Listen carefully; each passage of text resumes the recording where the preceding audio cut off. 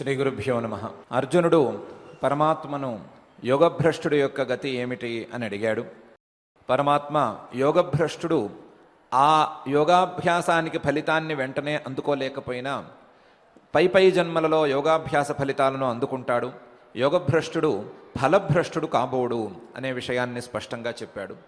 చెప్పి ఆ యోగభ్రష్టుడు యొక్క జన్మలు ఏ విధంగా ఉంటాయి అనే విషయాన్ని వివరంగా చెప్పాడు. వివరంగా చెప్పి ప్రయత్నాద్యతమానస్తు యోగి సంశుద్ధ కిల్బిష అనేక జన్మ సంసిద్ధ తతో యాతి పరాంగతిం అని యోగభ్రష్టులకు మాత్రమే కాదు, యోగులకు మాత్రమే కాదు, యోగాభ్యాసం చేసేవారికి మాత్రమే కాదు, సాధారణ జనాంగానికి కూడా అనుసరించవలసినటువంటి విధానం ఇది.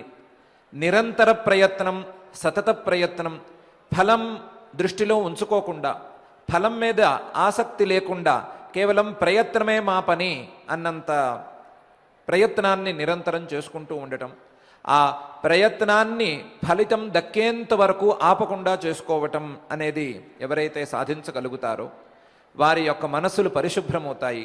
పరిశుభ్రమైనటువంటి ఆ మనసులలో తత్వజ్ఞానం వరకు ఉండేటువంటి ఫలితాలన్నీ తప్పకుండా వస్తాయి. దానికి ఎంత కాలం పడుతుంది అనే విషయాన్ని ఎవరూ లెక్కించకూడదు, దాన్ని లెక్క చేయకూడదు. చాలా రోజులు పట్టవచ్చు, చాలా సంవత్సరాలు పట్టవచ్చు, చాలా జన్మలు కూడా పట్టవచ్చు. కానీ ఫలితం మాత్రం తథ్యం. అనేక జన్మ సంసిద్ధ తతో యాతి పరాంగతిం అనే విషయాన్ని సాధకులు, లౌకికులు అందరూ కూడా దృష్టిలో ఉంచుకోవాలి అనే విషయాన్ని చెప్పాడు. చెప్పి ఈ రకమైనటువంటి యోగాభ్యాసం చేసుకోవాలి, చేసుకునేందుకు కావలసినటువంటి అర్హతలను సంపాదించుకోవాలి. ఎందుకంటే యోగి సర్వోత్తముడు అనటంలో ఏ సందేహమూ లేదు. యోగి సర్వోత్తముడు అనటానికి రెండు కారణాలు ఉన్నాయి. యోగి అంటే పరమాత్మ ఈ అధ్యాయంలో ప్రత్యేకించి చెప్తున్నటువంటి ధ్యాన యోగాన్ని దృష్టిలో ఉంచుకున్నట్లయితే ధ్యాన యోగి ఇంకా పై జ్ఞానాన్ని అందుకోబోతున్నాడు. కాబట్టి అందుకోబోతున్నవాడు శ్రేష్ఠుడు అనటంలో సందేహం లేదు. దానితో పాటు జ్ఞానమే గనక యోగమైతే, ఈ యోగం జ్ఞానాన్ని తీసుకొచ్చి పెట్టినట్లయితే, జ్ఞానాన్ని సంపాదించినట్లయితే ఆ జ్ఞానయోగం కలిగినటువంటి యోగి పరిపూర్ణమైనటువంటి యోగి అనే విషయంలో ఏ సందేహమూ లేదు.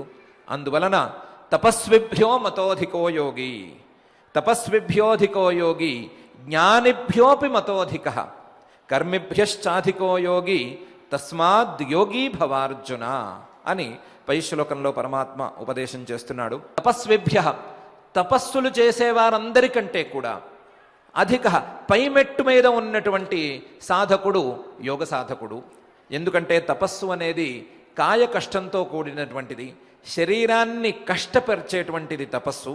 యోగం శరీరాన్ని, శరీరంతో పాటు మనస్సును, మనస్సుతో పాటు ఆత్మను కూడా సుఖం వైపుగా తీసుకువెళ్ళేది యోగం.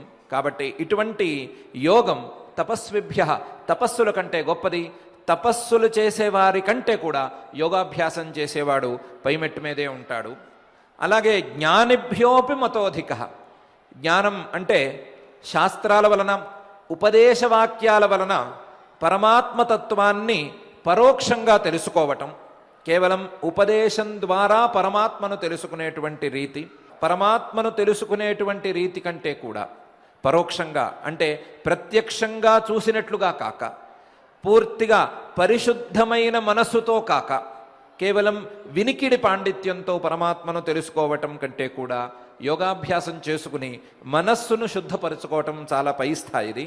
అందువలన జ్ఞానిభ్యోపి మతోధిక, ఆ పరోక్ష జ్ఞానం ఉన్నవారి కంటే కూడా పైమెట్టు మీద ఉండేవాడే యోగ సాధకుడు అవుతాడు. యోగ సాధకుడు అంతకంటే కూడా పైమెట్టు మీద ఉంటాడు.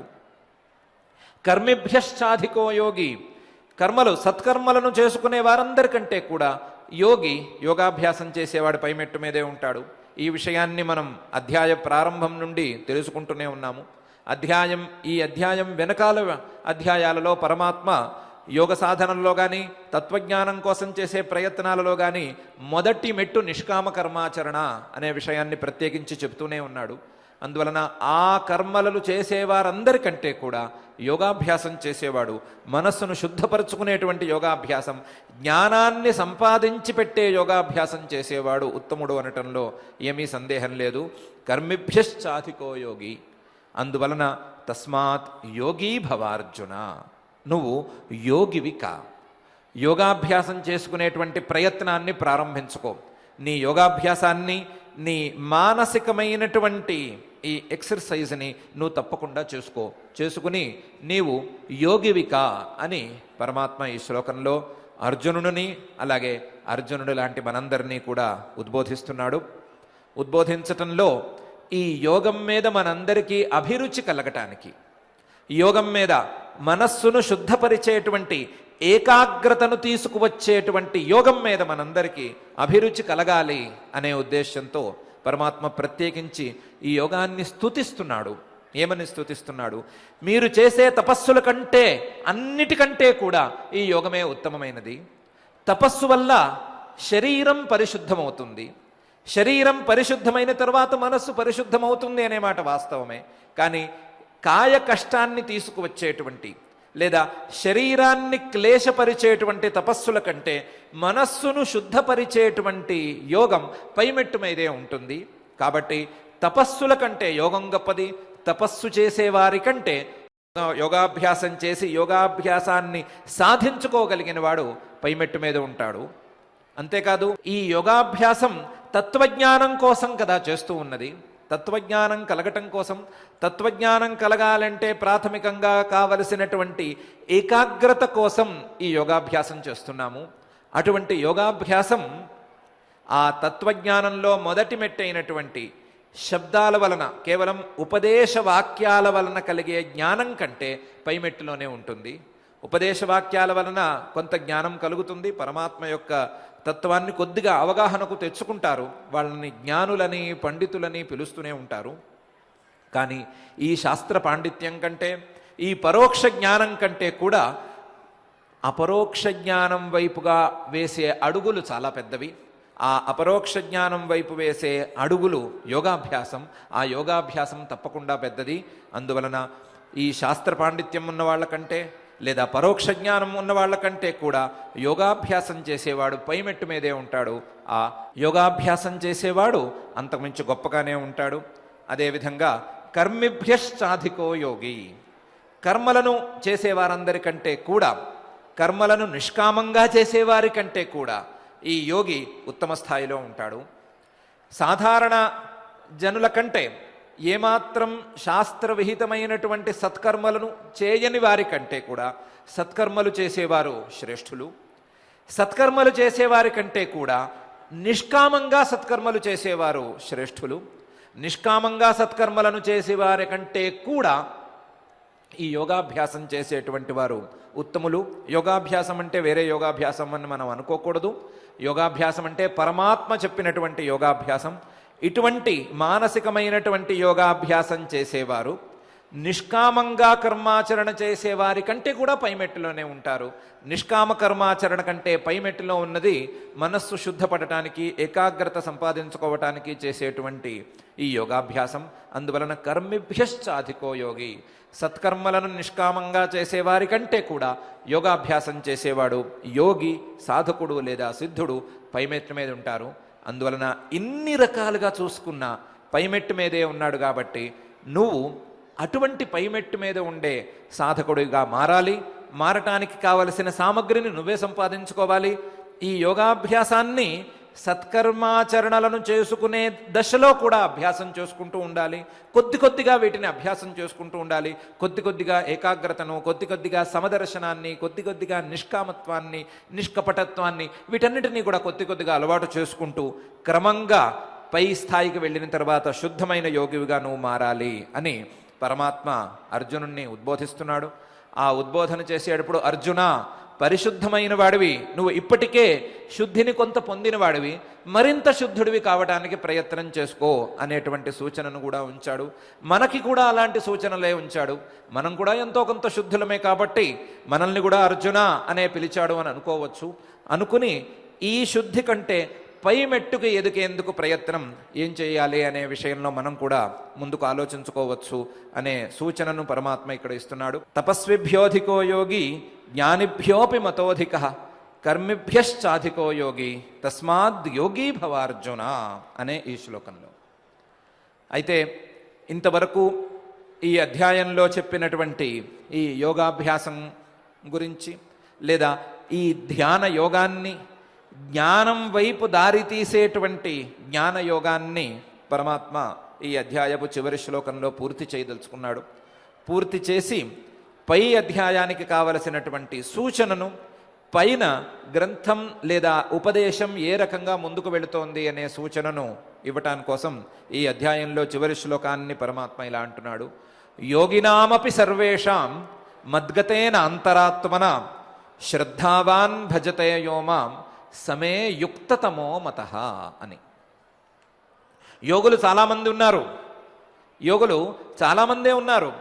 యోగం అంటేనే ఏకాగ్రతతో ఒక దేవతను కానీ, ఒక వస్తువును కానీ, ఒక ధ్యేయమైన పదార్థాన్ని కానీ ధ్యానించటమే కదా. అటువంటి ధ్యానం చేసేవారు చాలామందే ఉన్నారు.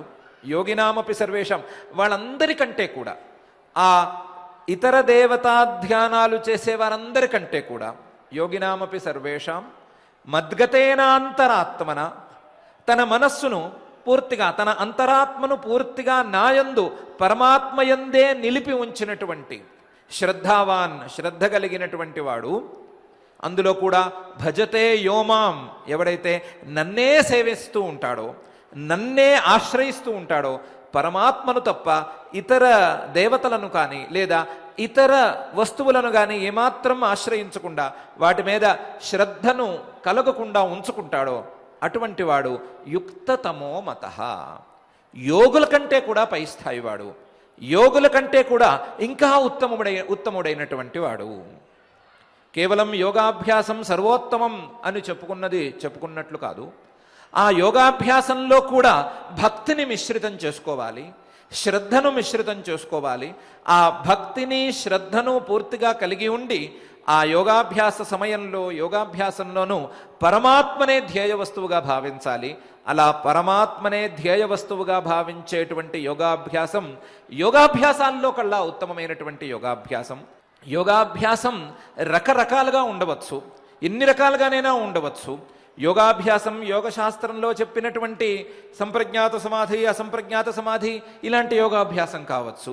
లేదా పరమాత్మే 4వ అధ్యాయంలో చెప్పినటువంటి దైవమేవాపరే యజ్ఞం యోగినః పర్యుపాసతే బ్రహ్మాజ్ఞావపరే యజ్ఞం యజ్ఞేనైవోపజుహ్వతి అని 12 యోగాల గురించి పరమాత్మ చెప్పిన యోగాలు కావచ్చు.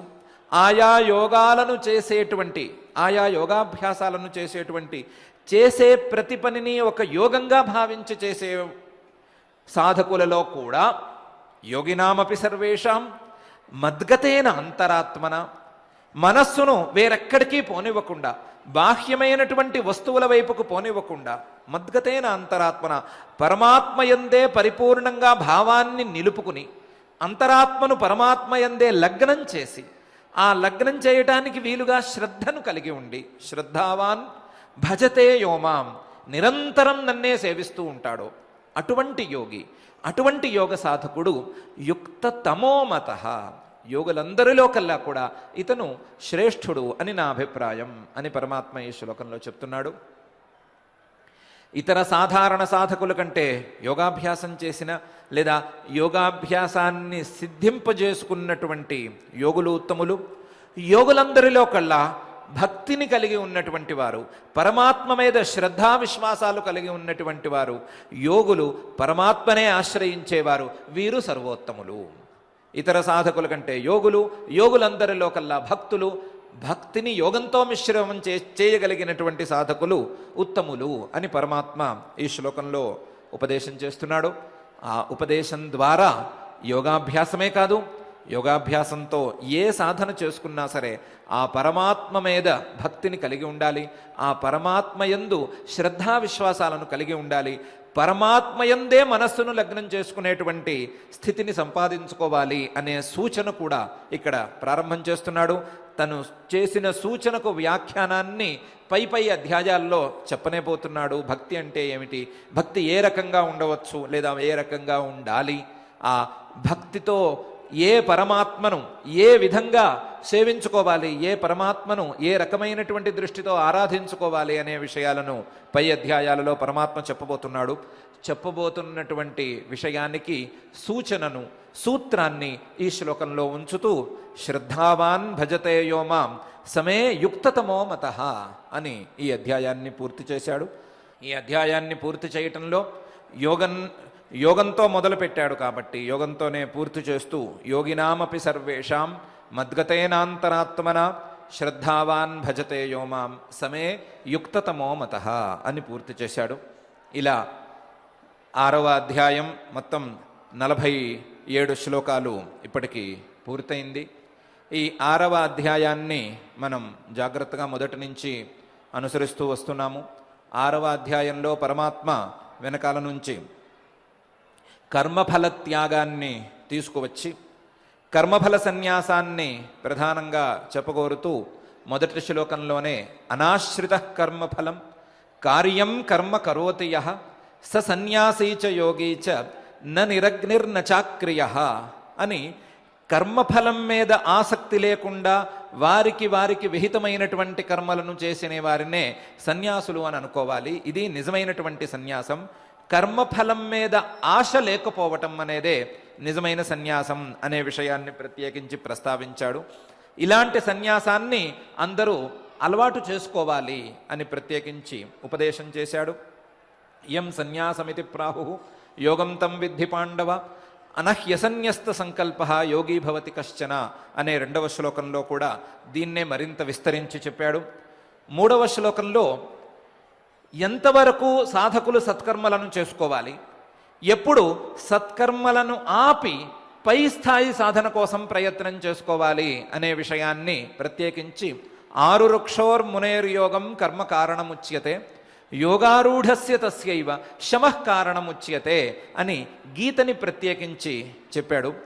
ఎంతవరకైతే ఆ యోగం సిద్ధించదో, యోగం మనసుకు రాదో అంతవరకు సత్కర్మలను చూసుకుంటూనే ఉండాలి. యోగం గనక ఒకసారి వస్తే గనక ఇంద్రియ నిగ్రహం వైపుగా దృష్టి మళ్లించుకోవాలి, శమం మీదకు ఎక్కువ ప్రయత్నాన్ని చేసుకోవాలి అని 3వ శ్లోకంలో చెప్పాడు. ఆ ప్రయత్నాన్ని ఏ విధంగా చేసుకోవాలి, ఏ విధంగా దాన్ని కనిపెట్టాలి అనే విషయాన్ని 4వ శ్లోకంలో ఉపదేశం చేశాడు. 5వ శ్లోకంలో ప్రతి వ్యక్తి, ప్రతి సాధకుడు, ప్రతి మనిషి జీవితాన్ని పొందిన ప్రతి వ్యక్తి కూడా తప్పకుండా ఉద్ధరేద్ ఆత్మనాత్మానం నాత్మానం అవసాదయేత్ ఆత్మైవ హ్యాత్మనో బంధు ఆత్మైవ రిపురాత్మనః అని తనని తాను ఉద్ధరించుకోవాలి. తన మనస్సును అదుపులో ఉంచుకుని తన మనస్సుతోనే తన మనస్సును గెలవాలి. తన మనస్సును గెలిచి మొత్తం ఈ ప్రపంచాన్ని తను సాధించవలసినటువంటి ప్రతి విజయాన్ని సాధించుకోవాలి. సాధించుకోవటమే మనిషి యొక్క కర్తవ్యం. నా ఆత్మానం అవసాదయేత్, ఎప్పటికీ కూడా తనను తాను దిగజార్చుకోకూడదు. ఎప్పుడైతే తను దిగజారిపోతాడో అప్పుడు తనకు తానే శత్రువైనట్లు. ఎప్పుడైతే తను పైకి వస్తాడో, ఉద్ధరేత్ అనేది ఎప్పుడైతే కుదురుతుందో అప్పుడు తనకు తాను మిత్రుడైనట్టు. ఆత్మైవ హ్యాత్మనో బంధు ఆత్మైవ రిపురాత్మనః అనే విషయాన్ని చెప్పాడు. ఆ విషయాన్ని మరింత విస్తరిస్తూ పై శ్లోకంలో బంధురాత్మాత్మనస్తస్య ఏనాత్మైవ ఆత్మనా జితః అనాత్మనస్తు శత్రుత్వే వర్తేత్ ఆత్మైవ శత్రువత్ అని మనస్సును గనక నిగ్రహించుకోగలిగితే, మనస్సును జయించగలిగితే ఆ మనస్సు మనకు బంధువైనట్లు. మనస్సే గనక మన మాట వినని పరిస్థితి వస్తే అది పూర్తిగా శత్రువు కిందే భావించుకోవాలి. ఎప్పుడూ మన మనస్సును మనకే శత్రువుగా మలుచుకోకూడదు. మన మనస్సును మనకు మిత్రుడుగా మలుచుకోవాలి అంటే మన మనస్సు మన మాట వినాలి, వినటానికి ప్రయత్నం చేసుకోవాలి అని ప్రత్యేకించి చెప్పాడు. అలాగే పై 9వ శ్లోకంలో సమదర్శనం గురించిన ప్రస్తావన చేశాడు.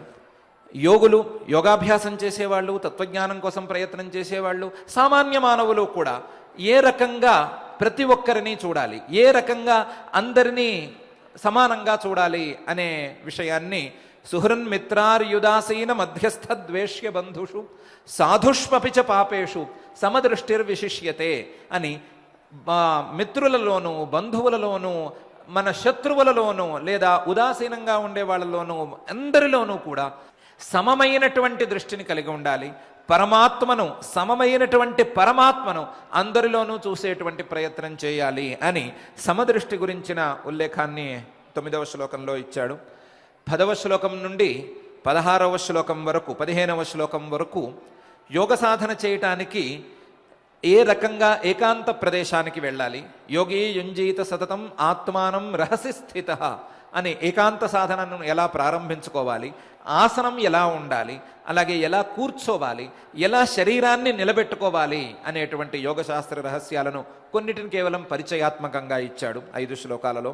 ఆ పరిచయాత్మకంగా ఇచ్చిన తరువాత ఆహార నిద్రలలో ఏ రకమైనటువంటి నియమాలను యోగ సాధకులు పాటించాలి అనే విషయాన్ని నాత్యశ్నతస్తు యోగోస్తి నచైకాంతమనశ్నత నచాతి స్వప్నశీలస్య జాగ్రత్తో నైవచార్జున అని ప్రత్యేకించి చెప్పాడు. అతిగా భోజనం చేసేవారికి యోగం అందదన్నాడు. ఏమాత్రం తినకుండా కడుపు మార్చుకునేవాడికి కూడా యోగం అందదన్నాడు. నిద్రపోతు మనిషికి యోగం అందదన్నాడు. నిద్ర పట్టని మనిషికి కూడా యోగం అందదు అని ప్రత్యేకించి చెప్పాడు. యుక్తాహార విహారస్య యుక్తచేష్టస్య కర్మసు యుక్త స్వప్నావబోధస్య యోగో భవతి దుఃఖ అనే పై శ్లోకంలో అన్నీ సమంగా ఉండాలి. ఆయా శరీరాలకు తగ్గట్లు ఆహారం ఉండాలి, ఆయా శరీరానికి తగ్గట్టుగా ఎక్సర్సైజ్ ఉండాలి, విహారం సవ్యంగా ఉండాలి, ఆయా శరీరాలకు తగ్గట్లుగా నిద్ర ఉండాలి, మెలకువ కూడా నిదానంగా సమంగా ఉండాలి. ఏది ఎక్కువ తక్కువగా కాకూడదు. సమంగా ఉండేటువంటి ప్రయత్నం చేసుకుంటే శరీరంతో పాటు మనస్సు అన్నీ కూడా మాట విని యోగాభ్యాసం వైపుగా సాధకుడు వెళ్ళగలుగుతాడు, యోగాభ్యాసాన్ని సాధించుకోగలుగుతాడు అని 16, 17 శ్లోకాలలో పరమాత్మ చెప్పాడు. 18వ శ్లోకంలో ఈ రకమైనటువంటి సాధనాల ద్వారా యోగాభ్యాసం గనక చేసుకున్నట్లయితే మనస్సు చంచలంగా ఉండకుండా, మనస్సు కదిలిపోకుండా యథా దీపో నివాతస్థ నేంగతే సోపమా స్మృత అని, ఏమాత్రం గాలి బలంగా వీచని ప్రదేశంలో దీపం ఎలాగైతే చక్కగా వెలుగుతూ ఉంటుందో, కదలకుండా ఇటు అటు ఆడకుండా వెలుగుతూ ఉంటుందో, అలా యోగినో యత చిత్తస్య ఆ మనస్సును అదుపులో ఉంచుకుని ఏకాగ్రంగా ఒకే పరమాత్మను నిరంతరం ధ్యానం చేస్తున్నటువంటి యోగి యొక్క మనస్సు ఒకే వైపు ధారగా ఆ పరమాత్మ మీదకే దీపజ్వాలలాగా చక్కగా వెలుగుతూ ఉంటుంది. అటువంటి స్థితిని సాధకులు సాధించుకోవాలి అని చెప్పాడు. 19వ శ్లోకం నుండి 23వ శ్లోకం వరకు యోగ శబ్దార్థాన్ని పరమాత్మ తనదైన శైలిలో నిర్ణయించి తం విద్యా దుఃఖ సంయోగ వియోగం యోగ సంజ్ఞితం అని, యోగం అంటే ఏమీ కాదు, మనస్సులలో గూడు కట్టుకున్నటువంటి ఎంతో కాలంగా మనస్సులను వేధిస్తున్నటువంటి కష్టాలన్నీ పూర్తిగా తొలగిపోవటమే దుఃఖ సంయోగ వియోగమే యోగం. ఈ యోగాన్ని సాధించడానికి చాలా కష్టపడాలి కదా, మనకు ఇష్టమైనవన్నీ వదులుకోవాలి కదా, ఇష్టం లేనివన్నీ చేయాలి కదా, సమంగా మితంగా ఆహారం భుజించాలి కదా, అలాంటి ఇబ్బందులు పెట్టుకోనక్కర్లేదు. దానికంటే కూడా పై స్థాయి సుఖం తప్పకుండా అందుతుంది. మనసుల్లో మనకే తెలియని కష్టాలు, బాధలు, కన్నీళ్లు ఎన్నో ఉన్నాయి. అవన్నీ కూడా ఈ యోగాభ్యాసం చేసుకుంటే పూర్తిగా పోతాయి. అందువలనే ఇది దుఃఖ సంయోగ వియోగం. ఇది దుఃఖాన్ని, మానవులకు దుఃఖాన్ని పోగొట్టేటువంటిది ఇది. అందువలనే దీనికి యోగమని పేరు అని తనదైన శైలిలో ప్రత్యేకించి నిర్వచనాన్ని ఇచ్చాడు. మధ్యలో యోగులు కానీ సాధారణ సాధకులు కానీ ఏ విధంగానూ మనస్సులలోకి అనవసరమైన కోరికలను తీసుకురానివ్వకూడదు. అనవసరమైన కోరికలకు దూరంగా ఉండాలి. క్రమంగా కోరిక అనేదానికే కూడా దూరంగా జరిగిపోవాలి. నిశ్శేషంగా ఏమాత్రం ముళ్ళు కూడా లేకుండా, ఏమాత్రం వేళ్ళు కూడా లేకుండా మనస్సులలోంచి పూర్తిగా ఆ కోరికలను తీసేసే ప్రయత్నం చేయాలి అని అక్కడక్కడ కొంచెంగా చెప్పుకుంటూ వచ్చాడు. నిస్పృహ సర్వకామేభ్య అలాంటి మాటలతో పరమాత్మ చెప్పుకుంటూ వచ్చాడు.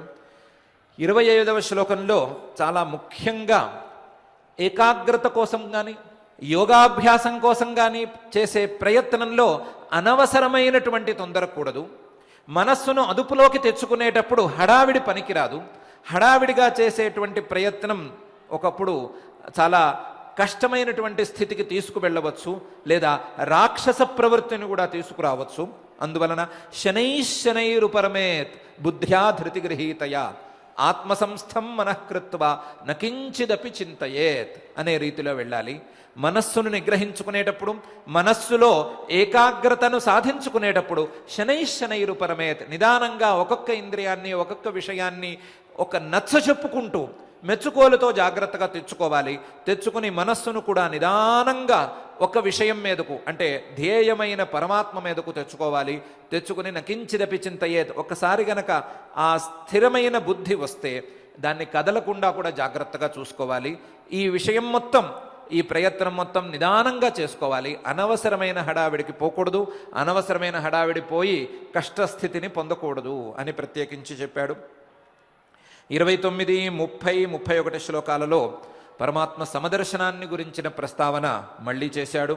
మళ్ళీ చేసి 32వ శ్లోకంలో చాలా ముఖ్యమైన ఒక ఉపదేశాన్ని చేశాడు.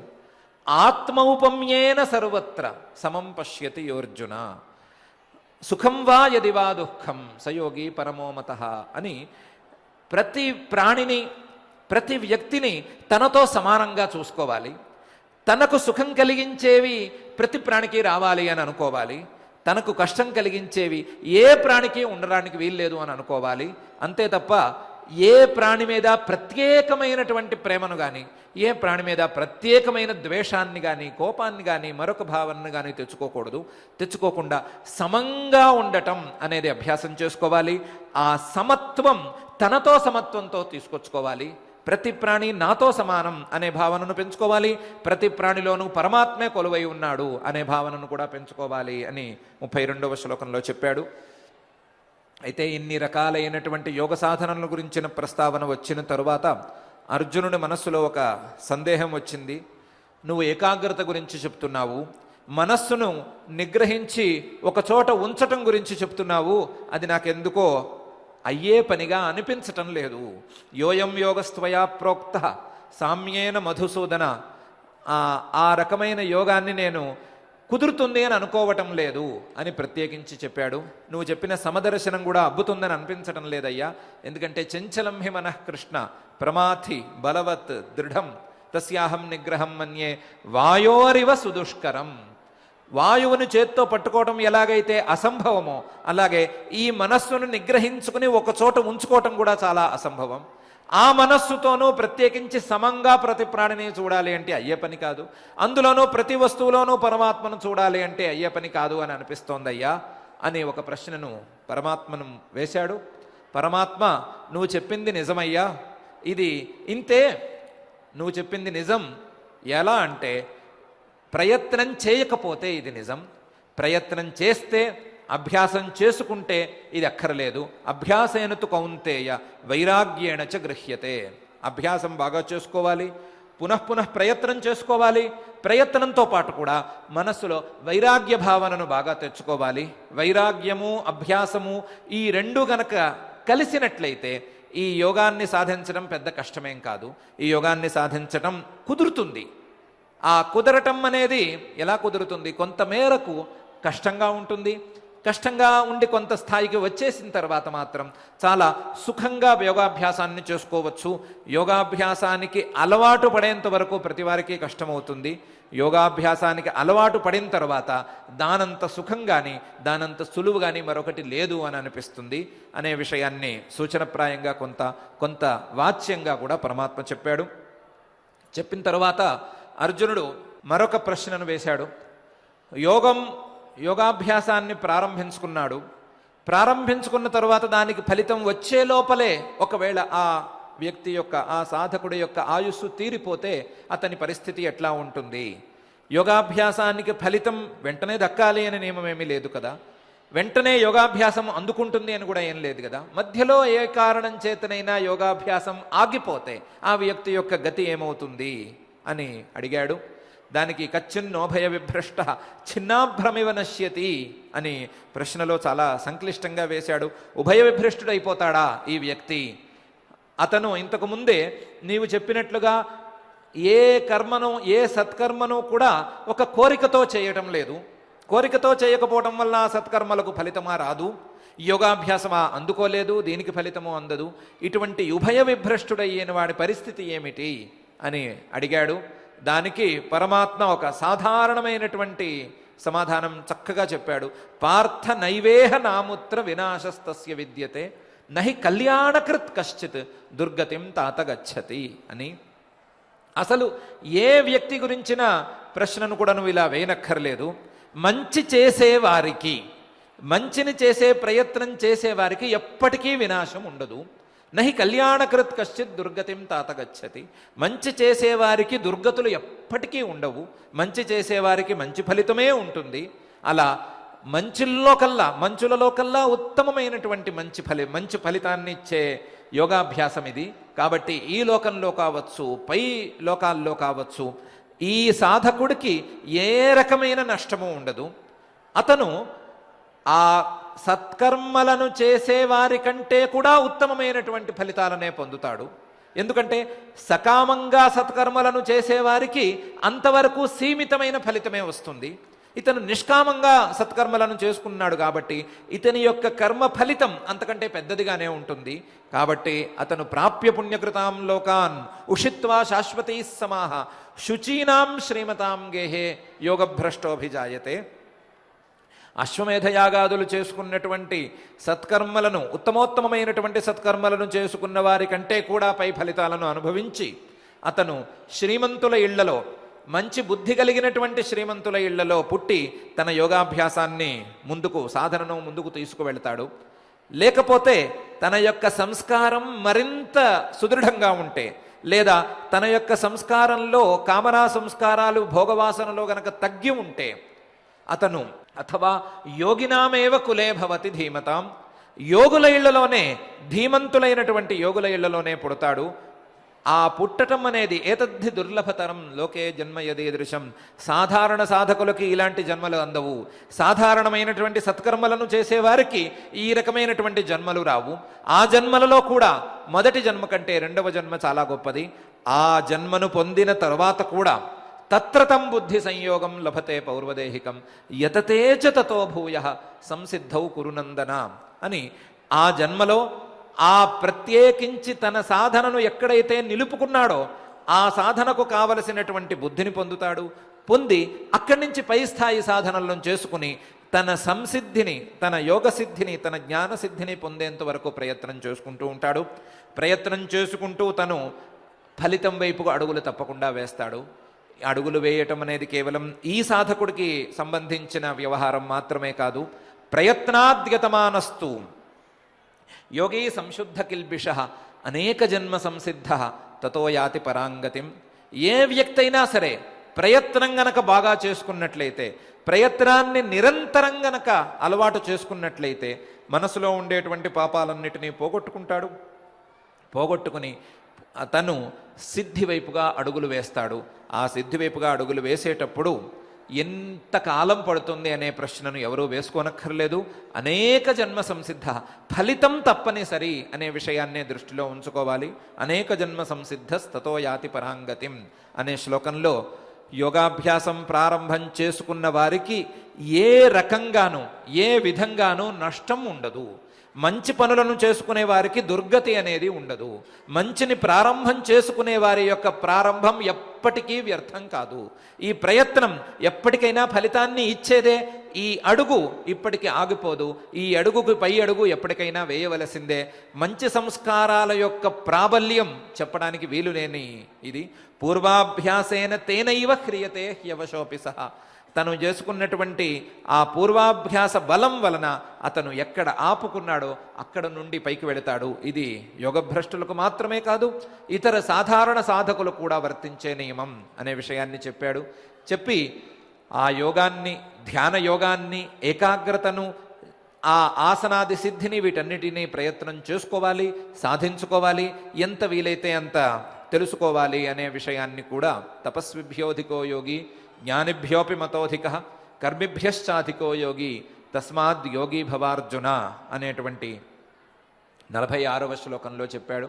చెప్పి యోగినామపి సర్వేషాం మద్గతేనాంతరాత్మన శ్రద్ధావాన్ భజతే యోమాం సమే యుక్తతమో మతః అనే 47వ శ్లోకంలో ఈ యోగాభ్యాసం చేసుకోవటం అనేది సర్వోత్తమమైనది అయినప్పటికీ, కర్మలు చేసుకునే వారి కంటే, జ్ఞానం ఉన్నవారి కంటే, లేదా తపస్సు చేసుకునే వారందరికంటే కూడా యోగులు ఉత్తములైనప్పటికీ ఆ యోగాభ్యాసం చేసే సమయంలో పరమాత్మను ధ్యానం చేసేవారు అందరికంటే కూడా ఉత్తమోత్తములు అవుతారు.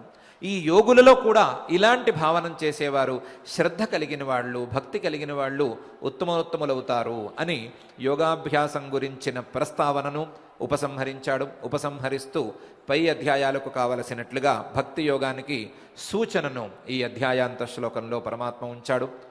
ఈ అధ్యాయంలో మనం ఇంతకు ముందుగా తెలుసుకున్నట్లుగా సత్కర్మాచరణను నిష్కామంగా చేసుకుంటూ ఉండటం, ఆ నిష్కామ సత్కర్మాచరణ పూర్తి అయిన తరువాత సరి అయిన సమయంలో గురువుల యొక్క అనుగ్రహంతో ఏకాగ్రతను సాధించుకోవటం కోసం యోగాభ్యాసం చేయటం, ఈ యోగాభ్యాసం చేసేటువంటి నియమాలన్నిటినీ జీవితంలో ప్రతి దశలోనూ ఆసన శయన భోజనాది వ్యవహారాలన్నిటినీ జీవితంలో ప్రతి దశలోనూ కొద్ది కొద్దిగా అలవాటులో ఉంచుకోవటం, ప్రతి ప్రాణిని మనతో సమానంగా చూసుకోవటం, ప్రతి ప్రాణిని పరమాత్మ యొక్క స్వరూపంగా చూసుకోవటం, ప్రతి వస్తువులోనూ పరమాత్మనే దర్శించటం అనేటువంటివి ప్రధానమైన అంశాలు. వీటన్నిటినీ మనం ఇన్ని రోజులుగా శ్రద్ధగా అనుసరిస్తూ వస్తున్నాం. కొద్దిగా పరమాత్మ చెప్పినటువంటి విషయాలను అవగాహనలోకి తెచ్చుకున్నాం, అనుభవంలోకి తెచ్చుకునేటువంటి ప్రయత్నాన్ని ప్రారంభించుకోవాలని అనుకున్నాం. మనం ఇలాగే కూడా పరమాత్మ చెప్పబోతున్నటువంటి పై అధ్యాయాలలో భక్తి యోగాన్ని, జ్ఞానయోగాన్ని కూడా శ్రద్ధగా అధ్యయనం చేసుకుందాం.